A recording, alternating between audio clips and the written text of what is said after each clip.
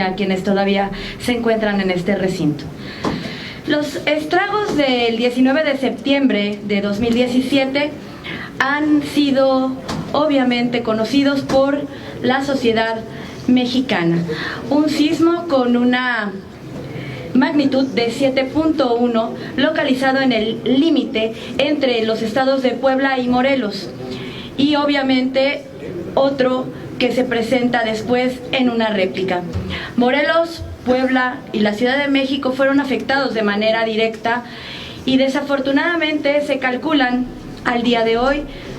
331 fallecidos, 192 en la Ciudad de México, y se suman a la lista muchos desaparecidos en este sentido, en Guerrero, en el Estado de México, en Puebla,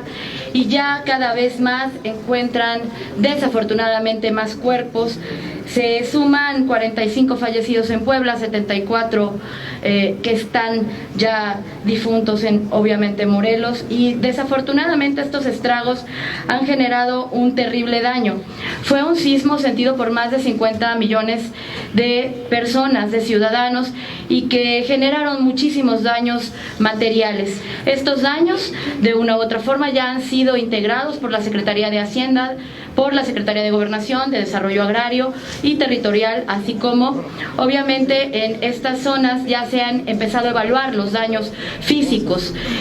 igual que en materia del sismo que se presenta el 7 de septiembre.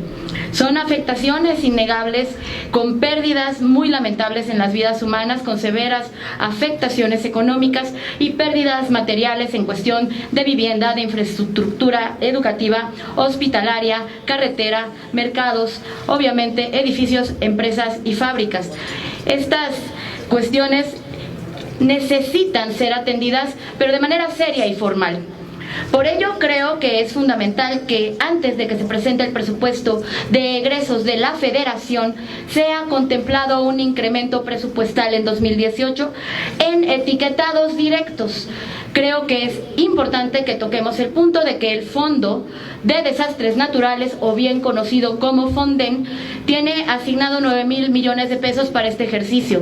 teniendo el reconocimiento pleno de que el Fonden tiene que atender las necesidades básicas en una primera etapa, pero teniendo conciencia de que en una segunda su tarea es atender la pobreza patrimonial, los daños en la infraestructura pública federal y estatal y obviamente las viviendas. Es importante que los diputados y diputadas federales de la Cámara lleguen ahora a un análisis de presupuesto en donde se requiere una modificación para incrementar los recursos para la reconstrucción de vivienda, la infraestructura pública, hidráulica, carretera, hospitalaria y educativa. Este fondo tiene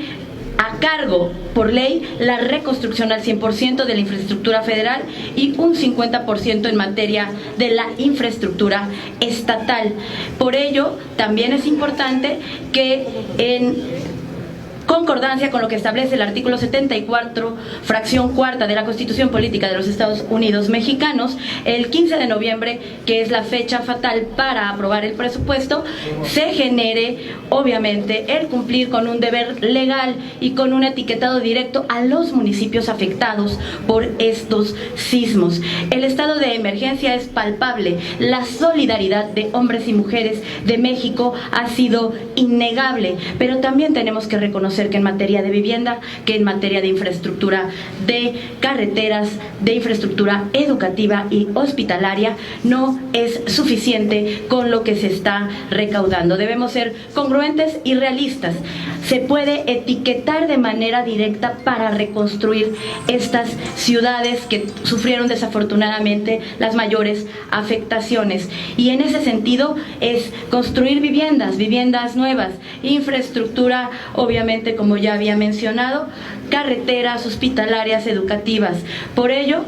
No se tiene que generar más deuda pública, se tiene que generar un etiquetado directo en el presupuesto de egresos de la Federación y que se plantee con claridad en el Plan Nacional de Desarrollo el reducir el gasto corriente del gobierno federal, obviamente para dar atención también a proyectos que tengan que ver con promover el empleo, la reconstrucción, la fabricación también y consumo de productos nacionales por la gran afectación económica de estas zonas. Por ello, hacemos un llamado al gobierno de la República a que reduzca el gasto corriente, a los gobiernos locales para que contribuyan en esta emergencia nacional y se sumen a esta causa, aportando también en lo económico para quienes de una u otra forma han perdido todo. Es muy necesario que se dé un proceso de control y transparencia en el manejo de estos recursos, porque también es sabido que en muchos municipios o en estados que tienen la contingencia han sido retenidos los trailers,